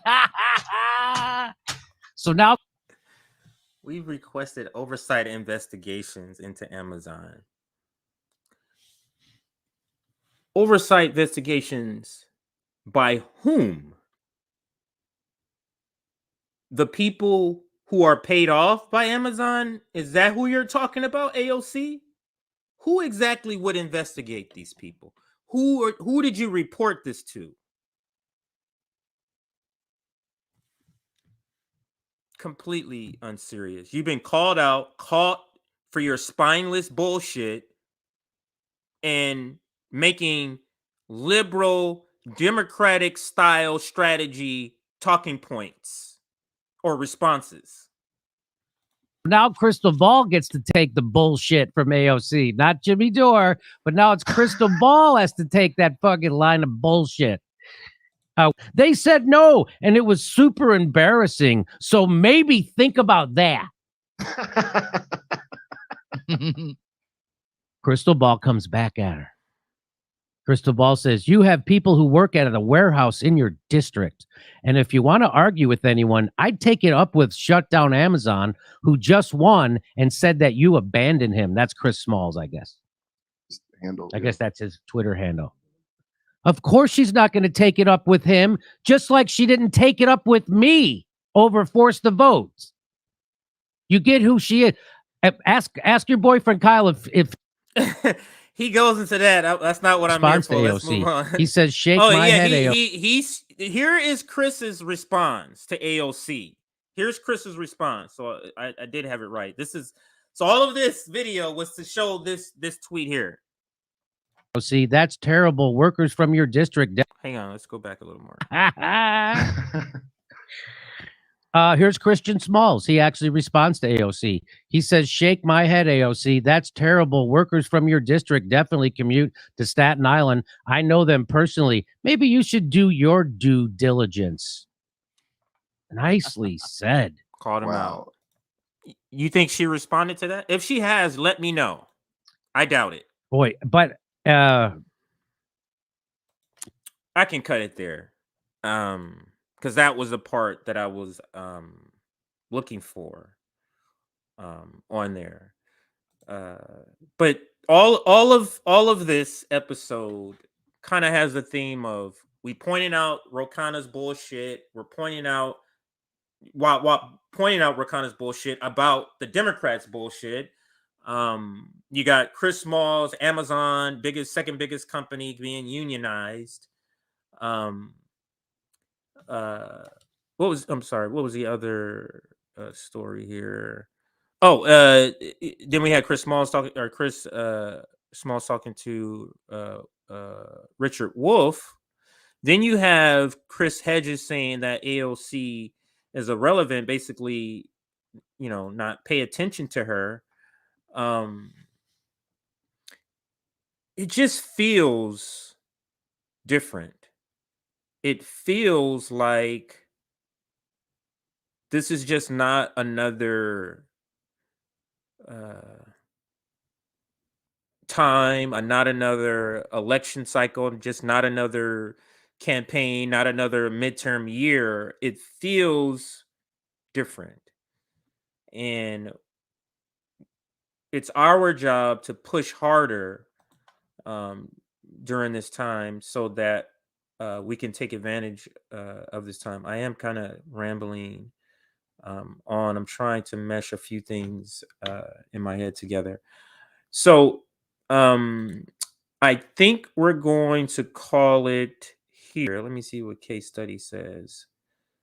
Oh, thanks for the shout out today in your show. Yeah, my dream is to get the old left and the new left to work solidarity somehow. Yeah, that's case. I won't show you the DM, but he just DM'd me. I read you what he said. He would love, like I said, he would be the bridge between the old left and the new, because he's still not still, because he speaks to both of us. His work is used by both the old left and the new left. So yeah, we have the Imperialist Summit that's coming up. So I'm going to shout that out right now. Actually, let me put it on the screen too. Thank you for everybody on Rockfin who watch, everybody on Twitter who's watching. I'm not ending the stream this second. I'm just shouting everybody out a little earlier than normal. And what am I showing you here? Something on Twitter. Yeah, okay. Imperialist, or the International Anti-Imperialist Summit, April 29th through May 21st. So it is not that far away, a little more than 3 weeks, or close to 4 weeks, maybe. And here is the graphic for it. April 29th through May 1st. We want to have several different panels, from region panels to country panels, like, Global South, to, Brazilian panels, to all different types of panels. We had a meeting yesterday about different types of panels. So that's what's happening, that we're planning. So these summits could be a way of bringing people together. What all of this is happening, this particular summit, this international, where we're bringing international people, and any sort of revolution has to have an international perspective. Because otherwise, all the greedy capitalist bastards would just go to the country that doesn't have the revolution going on. So,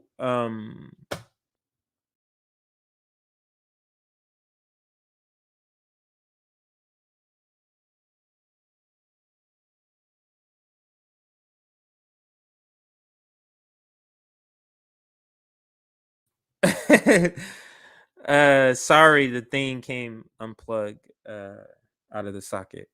So my camera went off for a while. So my apologies for that. But anyway, back to what I wanted to share, or now to what I wanted to share. So I was sharing the anti-imperialist summit. Where is it? But let's go through some other items here on. If you're not following us on Twitter, it's Rev Black Network, REV Black Network. Check us out. Oh, I guess I gotta go here. I'm not logged in to to the main account. I'm logged into mine. So let's scroll down. All right. I will. That's our actually stream now. Let me share that here. Then just some promotion for the show today. Shout out. If you didn't check this out, now for those that follow us have seen this over and over since yesterday. But so somebody, a liberal, thought it was terrible because if you zoom in here, can I zoom in here? If I hit is there a plus sign I can hit? I don't see a plus sign here. No. Someone went to start following this liberal, and look what he tweets. No, he does listen to these people as a bad thing. This is not a good thing. When he clicks it, look who Twitter suggests. Nick, Romplicone, JD. I know this person too. I just can't. And then me. Right? Who is it? Does it name it? No, he doesn't name it. Is that Firo? No, it's not. But look at what it names it, and he screenshots it, gets freaking ratioed like 7-8 times over by Nick and several other people, believe it or not. But he's upset that RBN, Revolutionary Blackout Network, is being suggested to those who are following Chris Smalls. Thought that was funny. All right, let's continue. Any other major items? That is a clip from Sabby. Make sure you check that one out.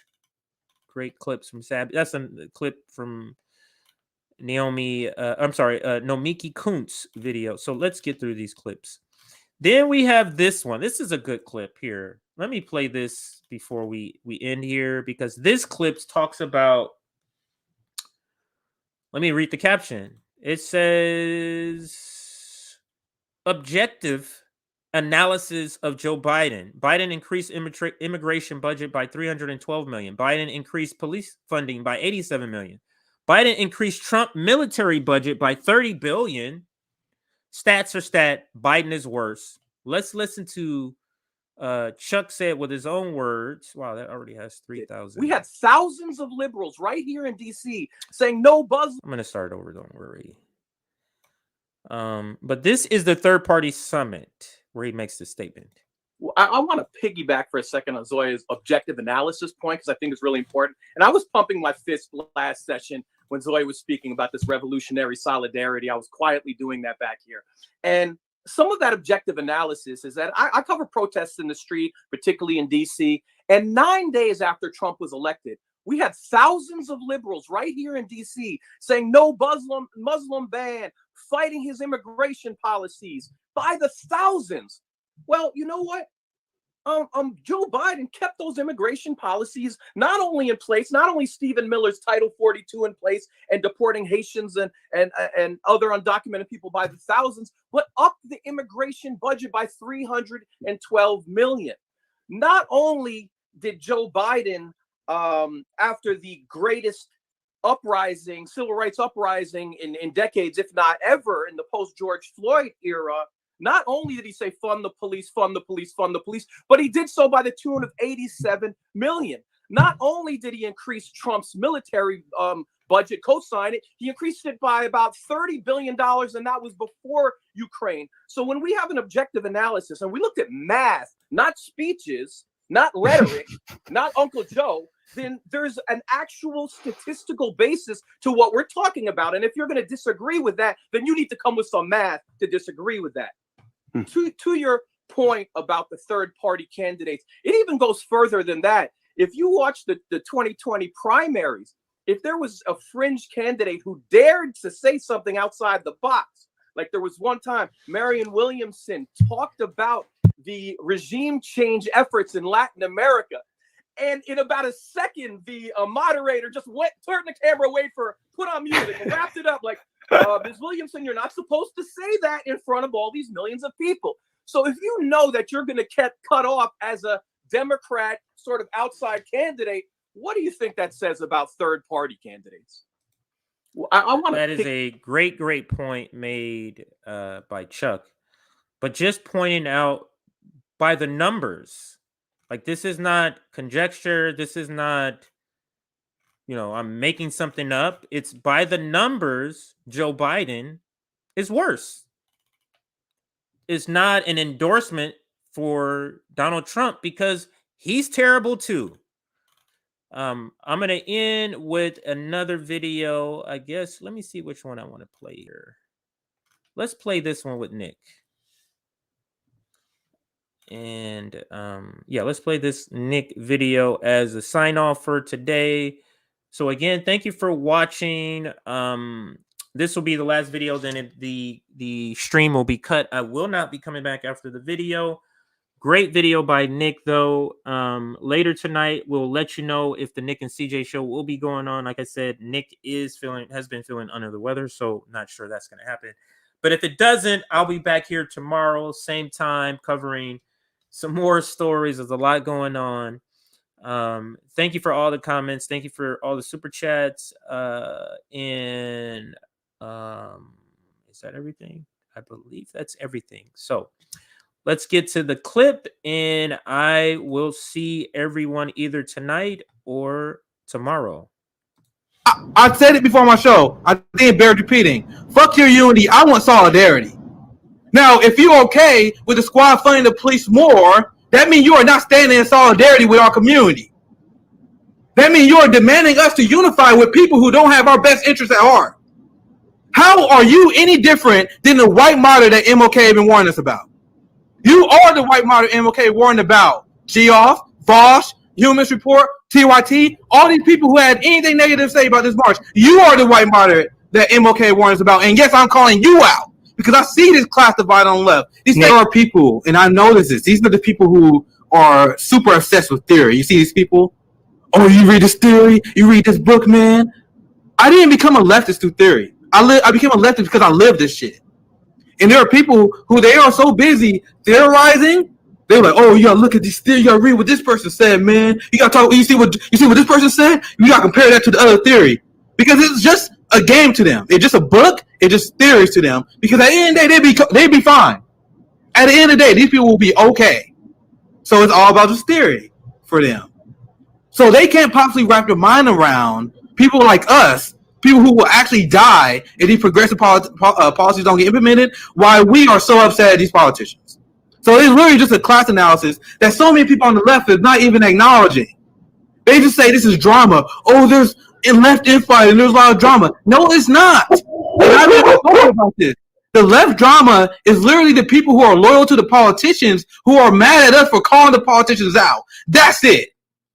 If you don't believe me, name one giant left debate that started outside the guys, the people getting mad because we criticize our politicians. Forced to vote, marching for Medicare for all, whether we vote for Joe Biden or not. All of these left divisions are caused because people are still in love with electoral politics in the Democratic Party, and they are mad at people